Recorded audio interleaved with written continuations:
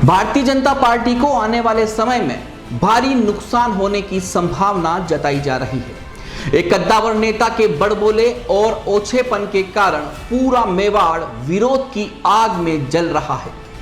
लगातार जीत के गुरूर में डूबे घोर अहंकारी नेताजी द्वारा महाराणा प्रताप के महिमा मंडन में बोले गए अपशब्दों का विरोध चौतरफा जारी है। सर्व समाज के साथ राजनीतिक पार्टियां भी तुनक मिजाजी श्रीमान का पुरजोर विरोध कर रही हैं। भाजपा के ही कद्दावर दबे स्वरों में कबूल कर रहे हैं कि भाई साहब का हर बार अति आवेशित हो जाना पार्टी के लिए खतरनाक साबित हो रहा है। इन्हें इस तरह की टिप्पणी वीर शिरोमणि के लिए नहीं करनी चाहिए थी। सार्वजनिक रूप से की गई इस तरह की प्रतिक्रिया से पार्टी की साख को भी ठेस पहुंची है। उदयपुर न्यूज से बातचीत में नाम नहीं उजागर करने की शर्त पर कर्मठ भाजपाइयों ने जो कुछ कहा उसका सार यही था, बासा तो दाना वे गया है, आप तो मानो ध्यान रखिए। बात तो वाकई में सही है कि आखिर 77 वर्ष के कटारिया जी से शालीनता की अपेक्षा कैसे की जा सकती है। यह तो संघ और उनकी पार्टी को सोचना चाहिए कि सार्वजनिक मंचों और मीडिया से बातचीत के दौरान बड़बोले पदाधिकारियों पर प्रतिबंध क्यों नहीं लगाया जाता। वैसे पार्टी और राजनीतिक अनुभव में वयोवृद्ध कटारिया जी की जुबान इस बार ही नहीं फिसली है। अपने संस्कारों का परिचय वह कई बार मुखदस्त करके दे चुके हैं। चुनाव के दौरान इनके कई रूप देखे जाते रहे हैं। समाज में फूट डालना, धर्मों का बंटवारा कर वोटों की राजनीति करना, देश के प्रधान सेवक प्रदेश के मुख्य सेवकों पर अनर्गल टिप्पणी करना, भगवान तक को चुनौती दे देना और अपने ही कार्यकर्ता से बदसलूकी करना उनकी हल्की जुबान का परिचायक रहा है। आइए आपको भी कटारिया को मिले संस्कारों के हर रूप से हमारी खास पेशकश अक्षी कटारिया पुराण के माध्यम से रूबरू करवाते हैं। राम धाम के टाकरी में उठा करके तोलो और तोलने के बाद जो तुमको अच्छा लगे वो कर दो। हमारे खिलाफ करना चाहते हो कर डालो, कोई चिंता की बात नहीं। गुलाब का हारना चाहिए, जो चोर है, बदमाश है, लुटेरा है, ये बिचारी है, क्या करनी है। 40 साल तक मैं राजनीति में हूँ, तेरी माँ ने दूध पिलाया तो एक काला छप्पा लगा के बचा दे। राजनीति सेना का नाम का एक भूत चढ़ा है, ये केवल लीडर का नोट तक ही चढ़ा है। ये इसकी बाउंड्री नहीं लांगी इसने।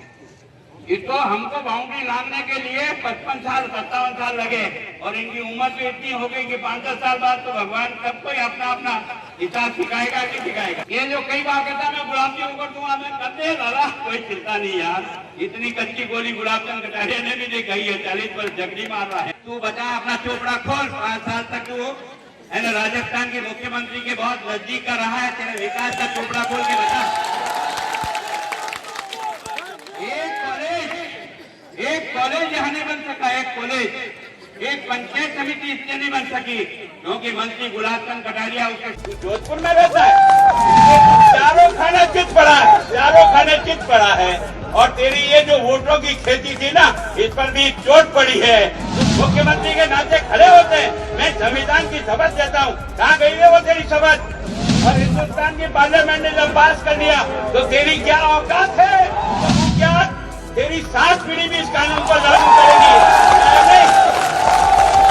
मैंने कहा कि अगर मैं उस लड़की से शादी करना चाहता हूँ, मैं तो सोच सकता हूँ, और सामने वाली लड़की हाँ करे तब तो सोचेगी सरकार हम सरकार बनाएंगे, सरकार बनाएंगे। अगर दम हो तो तुम कांग्रेसी बिना मुसलमान के जुलूस लेकर के आ जाओ तो पता लगे कि तुम्हारी इनमें 3 है, कितने साल है, क्या बातें करते। अगर दम हो तो तुम कांग्रेसी बिना मुसलमान के जुलूस लेकर के आ जाओ तो पता लगे कि तुम्हारी इनमें 3 है, कितने साल है, क्या बातें करते। कौन अल्पसंख्यक कौन बहुसंख्यक, या भी आप ये 15 करोड़ लोग रहते हैं, ये भी अल्पसंख्यक हैं क्या?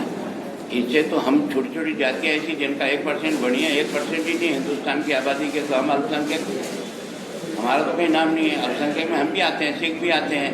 आप अल्पसंख्यक का मतलब केवल मुसलमान को ही क्यों समझते? अल्पसंख्यक का अन्य कई योजनाएं हैं केंद्र सरकार की भी, राज्य सरकार की, उसमें जैनी भी अल्पसंख्यक के अंतर कवर हुआ है। उनके लिए भी अलग से फंड रख सकता है। उन योजनाओं के तहत उनको लाभ पहुंचे ना। ये अल्पसंख्यक का नाम देकर के ये जो जिस प्रकार का समाज को कमजोर करने का काम कर रहे हैं। देश का प्रधानमंत्री पहले मनमोहन सिंह जब अमेरिका उतरता था तो को रिसीव करने के लिए नत्थू गेला मंत्री जाकर के एयरपोर्ट से लेके आता था, लेकिन अब का प्रधानमंत्री जब जाता है ना तो ओबामा स्वयं उठ करके जाता है उसकी अगवानी करने के लिए। इतना डराते गाय को वोट कुएं में डाला डाल देना यार, नहीं मिलेगा और क्या होगा। इतना डराते गाय को वोट कुएं में डाला डाल देना यार, नहीं मिलेगा और क्या होगा। देश बनाने का विचार लेकर चलता है, भगवान भी मुकाबले में आ जाए तो साले उससे भी टक्कर देने की ताकत रखते हैं। चाहे देश का प्रधानमंत्री नरेंद्र मोदी हो चाहे कोई भी हो, हम उसकी चाकरी करने के लिए पैदा नहीं हुए। समझ में नहीं आता, समझ में नहीं आता, समझ में नहीं आता, समझ में नहीं आता। कभी जयपुर जाओ तो देखा ना, पुराना जयपुर शहर देखा। तुम्हारे मंदिर में भगवान रो रहे हैं, तुम्हारे मंदिर में भगवान रो रहे हैं, तुम्हारे मंदिर में भगवान रो रहे हैं। हमारी बेटियां सब पंचर वाला के साथ ही भाग रही है। ये तमाशा क्या है, समझ जाओ। अगर गलती की ना तो फिर कोई रास्ता नहीं। अगर गलती की समय निकल गया हाथ से, फिर माथे पे हाथ देके रोना। हाँ, तो डरने की बात है यार, चोरी थोड़ी करते हैं। मैं तो डंके की चोट कहता हूँ। मैंने एक पत्रकार को कहा तेरी गांड में जितना जोर उतना लगा देना यार। उसने 8 दिन तक लगा दिया मेरे खिलाफ खूब। क्या हो गया यार। हाँ, तो डरने की बात है यार, चोरी थोड़ी करते हैं। मैं तो डंके की चोट कहता हूँ। मैंने एक पत्रकार को कहा तेरी गांड में जितना जोर उतना लगा देना यार। उसने 8 दिन तक लगा दिया मेरे खिलाफ खूब। क्या हो गया यार। क्या ये अगर जीत जाएगी तो दीप्ति क्या मेरे को पेटियां भेजेगी घर पे? मैं इसकी रोटी खाऊंगा, जिंदा रहूंगा? अरे मैं देश के लिए काम करता हूँ दोस्तों। और आपको भी कहता हूँ, अगर आज मेरी पार्टी अच्छी है, मेरा नेता अच्छा, तो मदद करो।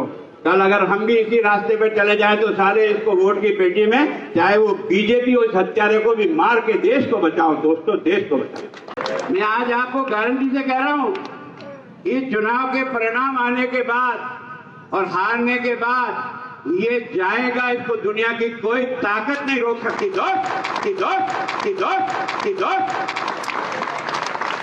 क्या ये अगर जीत जाएगी तो दीप्ति क्या मेरे को पेटियां भेजेगी घर पे? मैं इसकी रोटी खाऊंगा, जिंदा रहूंगा? अरे मैं देश के लिए काम करता हूँ दोस्तों। और आपको भी कहता हूँ, अगर आज मेरी पार्टी अच्छी है, मेरा नेता अच्छा, तो मदद करो। कल अगर हम भी इसी रास्ते पे चले जाएं तो सारे इसको वोट की पेटी में, चाहे वो बीजेपी हो, इस हत्यारे को भी मार के देश को बचाओ दोस्तों, देश को बचाओ। कहने के लिए भले ही वो किसी गरीब परिवार में पैदा हुआ होगा, लेकिन बुद्धि से इतना विलक्षण था कि प्रभु ने उसको वो शक्ति दी कि दुनिया का सबसे बड़ा लोकतांत्रिक देश का संविधान सफलतम रूप से आज तक चल रहा है और उन सब गरीब और अमीर के बीच की खाई को बांटने का काम कर रहा है। आप सोच रहे होंगे आखिर भाई साहब के इतने रूपों को अभी दिखाने की जरूरत क्या पड़ गई। यह करना इसलिए भी जरूरी था कि जो भी दर्शक और मतदाता भाई साहब को अपना आदर्श मानकर उनके नक्शे कदम पर आगे बढ़ने की सोच रहे हैं, वह भले ही ओछे नेताजी का अनुसरण करे पर उनके बड़बोलेपन का नहीं। आइए आपको एक कहानी सुनाते हैं। यह कहानी आपने बचपन में कई बार सुनी होगी। एक टोपी वाला व्यापारी टोपियां बेचने गांव-गांव ढाणी जाता है। थक जाने की वजह से बीच में आने वाले जंगल में स्थित एक विशालकाय पेड़ की छांव में थोड़ी देर के लिए सो जाता है। लेकिन जब वो उठता है तो उसके थैले से टोपियां गायब होती है। सिर्फ एक ही टोपी उसके पास बचती है जो उसने पहनी होती है। हैरान परेशान व्यापारी जब ऊपर की तरफ देखता है तो पेड़ पर बैठे दर्जनों बंदरों के पास वह टोपियां होती हैं। काफी कोशिशों के बावजूद वह अपनी टोपी पाने में सफल नहीं हो पाता। पसीना पसीना हुआ व्यापारी अपने माथे की टोपी हाथ में लेकर घुमाता है और फेंक देता है। यह देखते ही ऊपर से सारी टोपियां नीचे की तरफ गिरने लगती है। एक एक कर बंदर भी अपने हाथ में टोपी घुमाते हैं और नीचे फेंक देते हैं। मतलब साफ है, जैसा उसने किया वैसा ही बंदरों ने दोहराया और व्यापारी को उसकी टोपियां वापस मिल गई। यह कहानी तो आप सभी ने सुनी होगी, लेकिन यह अधूरी ही थी। इसके आगे की कहानी और भी दिलचस्प है, जो आज के परिप्रेक्ष्य में बिल्कुल सटीक बैठती है। टोपियां बेचना व्यापारी का पुश्तैनी काम था। उसके दिवंगत हो जाने के बाद बेटे ने भी यह काम संभाल लिया। उसी तरह गांव-गांव ढाणी जाकर टोपियां बेचता और अपना जीवन यापन करता। एक बार थकान होने पर उसी जंगल में उसी पेड़ के नीचे वह भी टोपियों से भरे बैग को साइड में रखकर सो जाता है। आदमी जब उठता है तो बैग खाली पड़ा होता है और उसने जो टोपी पहन रखी होती है वही उसके पास होती है। उसे उसके पिताजी की बात याद आ गई। उसने भी सिर पर रखी टोपी को हाथ में लिया, घुमाया और फेंक दिया। यह देखकर एक बंदर नीचे उतरा और व्यापारी को कसकर थप्पड़ जड़ दिया। अचानक हमले से दंग रहे व्यापारी ने बंदर से पूछा, मैंने तुम्हारा क्या बिगाड़ा? तुमने मुझे क्यों मारा? इस पर बंदर ने जवाब दिया, हमारे पिताजी ने भी एक कहानी हमें बताई थी कि एक टोपी वाले ने मुझे किस तरह मूर्ख बनाया था। तुम सावधान रहना और कभी भी उसके या उसके परिवार से कोई आ जाए तो बदला जरूर चुकाना। यह कहानी इन दिनों काफी सटीक बैठ रही है, क्योंकि हर बार अपने ओछे उद्बोधन से सुर्खियों में आने वाले नेताजी जब चारों तरफ से गिर जाते हैं तो माफी मांगना शुरू कर देते हैं। आइए इन माफीबाज नेताजी की यह झलक भी देख लेते हैं। आदमी को लगता है यार ये मेरा अपमान हो गया और मैं उनसे हाथ जोड़ के क्षमा चाहता हूँ और मैं उनसे हाथ जोड़ के क्षमा चाहता हूँ और मैं उनसे हाथ जोड़ के क्षमा चाहता हूँ। मैं किसी का अपमान करने के लिए पैदा ही नहीं हुआ हूँ। स्मरणीय महाराणा प्रताप के संघर्ष को मैंने जिन घटनाओं से जोड़ा वो चयन मेरा ठीक नहीं था और उसके कारण से आप में से कई लोगों को मन को ठेस लगी है और आप में से कई लोगों ने मेरे को जो सुझाव दिए या मेरे बारे में जो भी कहा, मैं आप सबका स्वागत करता हूं, आपका धन्यवाद करता हूं कि आपने मुझे उस अच्छाई की ओर जाने के लिए प्रेरित किया है। इसके लिए मैं आपका आभार व्यक्त करता हूं और आपको विश्वास दिलाता हूं कि मैं प्रातस्मरणीय महाराणा प्रताप के प्रति जो अपने मन में भाव रखता हूं और मैंने जिस घटनाक्रम के साथ, जिस दुख के साथ उस आम सभा में भी मेरी आप पूरी क्लिक सुनोगे तो मैंने क्षमा मांगते हुए मैंने कहा, मैंने आवेश में कुछ बातें कह दी। मैं इस बात को महसूस करता हूं कि मेरी जो तुलना करने का जो शब्द थे वो उचित नहीं थे। मैं उसके लिए क्षमा भी मांग ली और मैं आपको विश्वास दिलाता हूं कि आप सबको जो कष्ट पहुंचा है उसके लिए भी क्षमा प्रार्थी हूं और आपने मुझे जो अच्छे सुझाव दिए उनको मैं पालन करने का पूरा भरोसा दिलाता हूं। मैं आप सबका आभारी हूं। हमारे यहाँ मेरे द्वारा जो भाषण दिया उसमें मैंने इस देश के पूर्वजों ने 1000 वर्षों तक लड़ाई लड़ करके इस देश, धर्म और संस्कृति की रक्षा की, उसी की तुलना में मैंने कहा था अभी भी महाराणा प्रताप गए और महाराणा प्रताप ने जिस प्रकार से एक एक जंगल की खाद छानी, राज छोड़ा, सब सुख और वैभव छोड़े। मेरे द्वारा शब्द प्रयोग हुआ कि ऐसा कोई पागलपन उनको नहीं जो कोई कुत्ते के काटने से पैदा हुआ। ये शब्द जरूर मैंने प्रयोग किया, पर इसके पीछे मेरा भाव ये था कि उस व्यक्ति ने जिस प्रकार से इस देश धर्म की रक्षा के लिए अपने सारे सुख और वैभव को तिलांजलि देकर उस संघर्ष की राह पे गया, जो संघर्ष की राह आज दिन तक हिंदुस्तान के इतिहास में नहीं कायम हुआ। उस व्यक्ति ने जिस प्रकार से इस देश धर्म की रक्षा के लिए इतने बड़े कष्टों को भी अंगीकार किया और अंततोगत्वा विजय प्राप्त की, उस महाराणा प्रताप के प्रति मेरी ये भावना नहीं थी। मेरी ये थी कि उनका ये पागलपन वास्तव में देश धर्म के प्रति जो प्यार का था वो उन्होंने जीवन भर तक निभाया। और मैं उनसे बंधुओं से भी निवेदन करना चाहता हूं, मैं जब से राजनीति में हूं, मेवाड़ कॉम्प्लेक्स की इस धारणा को, देश आजाद हुआ तो 47 में हो गया, पर पहली बार विधायक बनने के बाद 78 में प्रताप के जीवन से सार्थक करने के लिए, चाहे वो कुंभलगढ़ हो, चाहे वो गोगुंदा हो, चाहे वो हल्दी घाटी हो, चाहे चावंड हो, इसके विकास का अगर सूत्रधार प्रारंभ करने का प्रयास किया तो मेरे आग्रह पर भैरव सिंह शेखावत ने पहली बार मनाया। और मैं तो आज दिन तक प्रताप जयंती के दिन आप सब लोगों के साथ जिस तरह से, जिस उत्साह से, जिस पूरी मनोयोग से, और मैंने पूरी नगर परिषद जिसमें मेरा बोर्ड था उसको इन्वॉल्व करते हुए, सारा खर्चा नगर परिषद की तरफ से भी वहन करते हुए हमने महाराणा प्रताप के जीवन को लोगों के बीच में ले जाने का प्रयास किया। जिस पाठ्य पुस्तक में नहीं था उस पाठ्य पुस्तक में प्रताप के जीवन का शौर्य को प्रकट करा, और जिसको अकबर महान कहा जाता था उसकी जगह हमने प्रताप महान को पाठ्य पुस्तक में डालने का प्रयास किया। हमारे मन में उस महाराणा प्रताप के प्रति अनन्य श्रद्धा थी, है और रहेगी। मेरे शब्दों का मैंने क्षमा याचना की। मेरा पूरा भाषण आप सुनना, आज मुझे बहुत आक्रोश है, बहुत गुस्सा है और उसके कारण से मैंने कुछ शब्दों का प्रयोग अगर आपको गलत लगा तो मैं क्षमा चाहता हूँ। मेरी भावना हमेशा महाराणा प्रताप के शौर्य और बहादुरी का बारे में प्रेरणा देता है, जीवन में कुछ कर गुजरने के लिए उत्साहित करता है कि चाहे जीवन में कितने भी कष्ट क्यों ना आवे, पर इस देश धर्म की रक्षा के लिए अपने आप को समर्पित करें।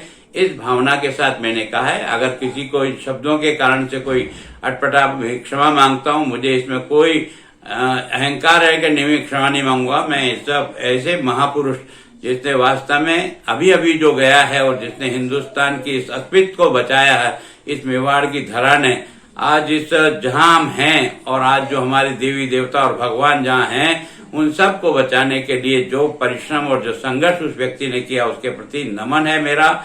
और मेरी भावना को ठीक प्रकार से पूरा समझें और फिर उसके ऊपर किसी प्रकार की बात कहें तो बहुत अच्छा लगेगा। बड़बोले, ओछे, अहंकारी, माफीबाज, एक नेता में इतने अवगुण फिर भी अजय, कोई इनका कुछ नहीं बिगाड़ सकता।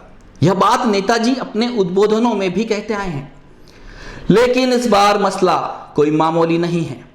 रजपूती खून खोल उठा है, हर कौम गुस्से में है। मेवाड़ में उपजा यह आक्रोश कोरोना पर भी भारी पड़ रहा है। हर बार की तरह नेताजी ने मजबूरी वाली माफी मांग ली है, लेकिन कोई भी उन्हें माफ करने को तैयार नहीं है। पार्टी से जुड़े कुछ पिट्ठू चाटुकार किस्म के लोग जो हर जाति धर्म के हैं, वह डैमेज कंट्रोल करने की कोशिश करते हुए नेताजी के शब्दों नहीं, भावना को समझने की बात कर रहे हैं, पर उनकी ज्यादा चल नहीं रही है। उन्हें भी विरोध झेलना पड़ रहा है। जनता जनार्दन नेताजी से इस्तीफा चाहती है और इसके लिए रविवार का दिन मुकर्रर किया गया है।